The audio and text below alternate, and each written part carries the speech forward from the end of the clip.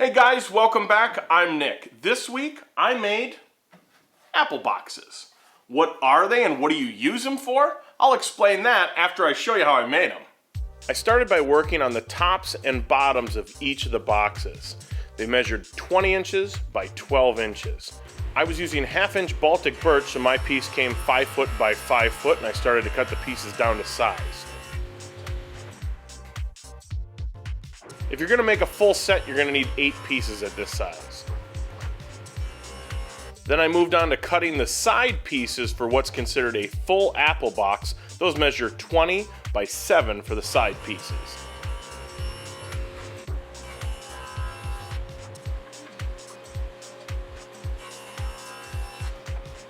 Then I moved on to cutting the remaining side pieces for the 2-inch tall box and the 4-inch tall box.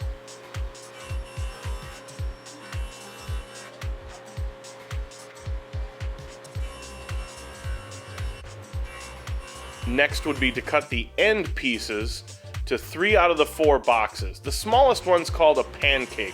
Basically, it's just 2 pieces of 1/2-inch material glued together, so there's no ends or sides to that piece.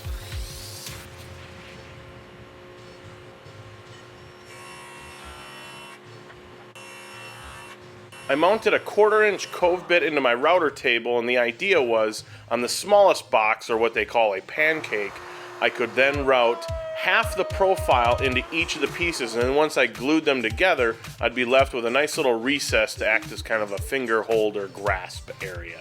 Then I have just applied glue to both surfaces and smoothed it out with a squeegee, and then pretty much grabbed every clamp I owned and just clamped the heck out of it. At this point, I like to take a damp rag and clean up any of the glue squeeze out. That way I don't have to scrape it off later.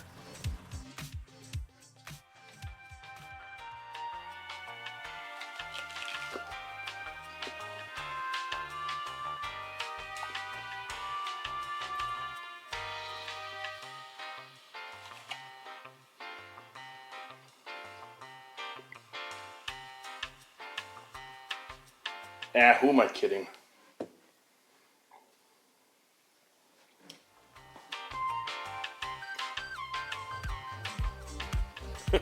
Alright, once the glue had dried, I could then take it out of its clamps, and essentially this piece was just about done. But then I moved on to the end pieces, just using a combination square to mark out all the holes that I need to drill to create the handles.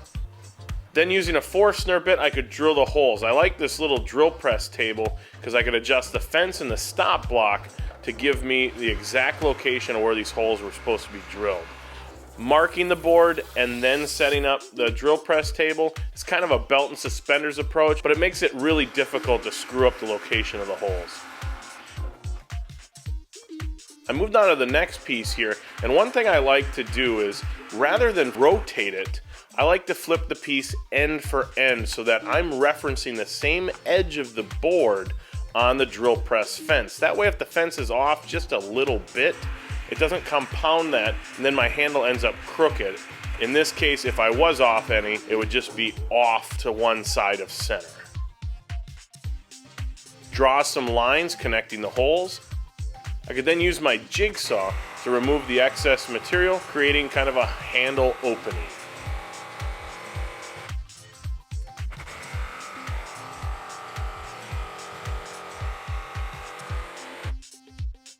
Any uneven areas I just smoothed over with a file. Then with a 1/4-inch roundover bit in my handheld trim router, I knocked off all the sharp edges to my handles. After that was done, I could then just hit it up with a little bit of sandpaper to make sure that everything was nice and smooth. I then, with my plate joiner and a camera focused in on my feet, made slots to accept biscuits, and that's how I was going to join my corners together. I've built apple boxes a few times before, and I always liked the look of 0 hardware or 0 fasteners. Also, when I use biscuits, I always like to not only test fit the assembly to make sure everything is going to go good and glue up, but sometimes these biscuits can swell up and you don't necessarily realize it until there's glue all over them. So I always like to check those and make sure they fit into the slots nicely. Then for this box, it was just a matter of applying all the glue and clamping it up. At this point, you want to make sure that your glue up is nice and square, whether you do that with a combination square or measuring diagonals to make sure they're the same, or even a framing square. Either way, just make sure that it's nice and square. I can then move on to what would be considered a full apple box. And I did the same procedure here, just putting glue in all the corners and adding the biscuits and clamping everything nice and tight. The procedure was pretty much the same for most of the boxes. The pancake, obviously, I just glued the two pieces together. While the glue was drying on the other box, I then added biscuit slots to the top and bottom edge of some of the other boxes. I also like to come back sometimes with a sanding pad to make sure that there's not going to be any wood fibers in the way for when I go to glue up later.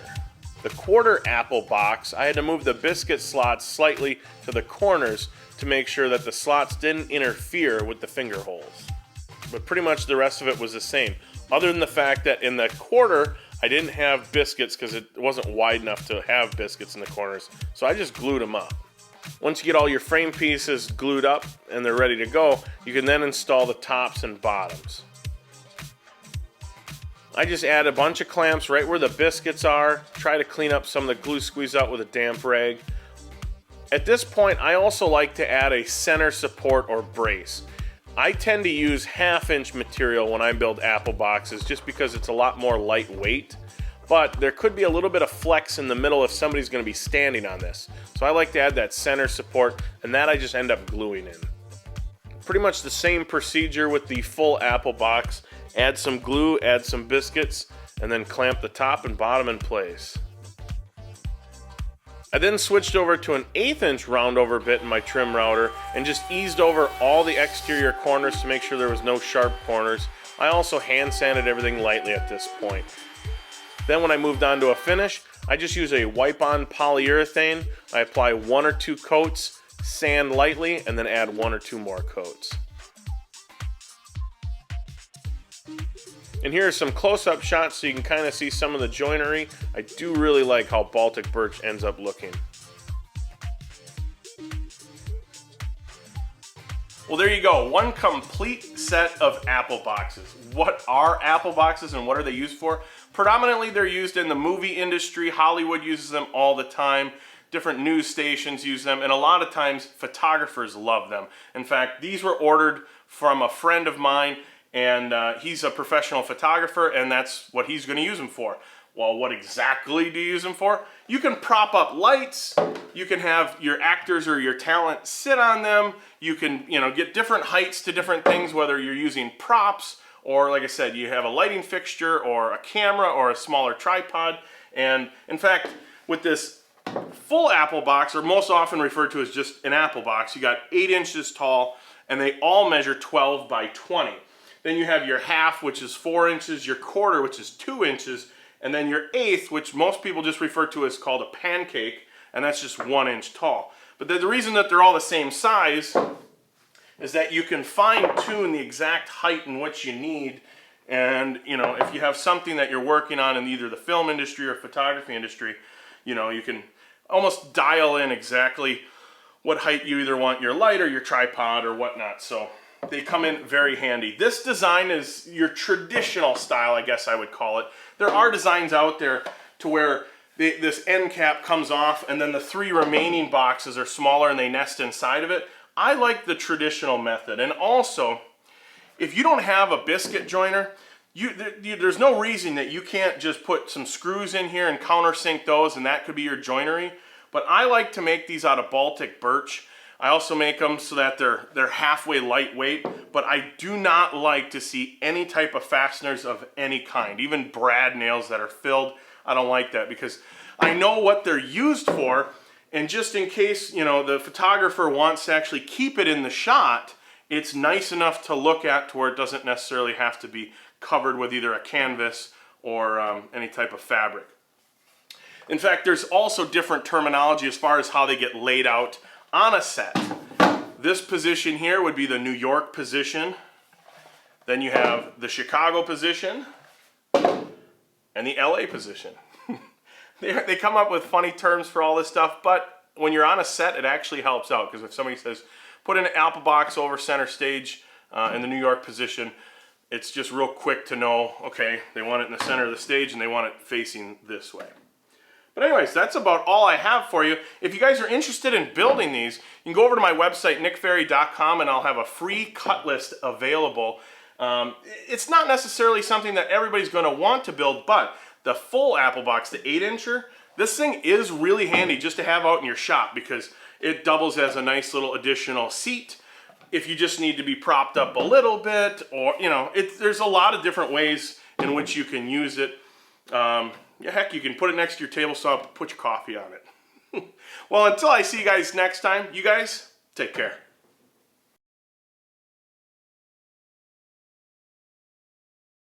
Then you have your half that's 4 inches tall, your quarter that's 8, 4, 2, 1. I'm so good at math.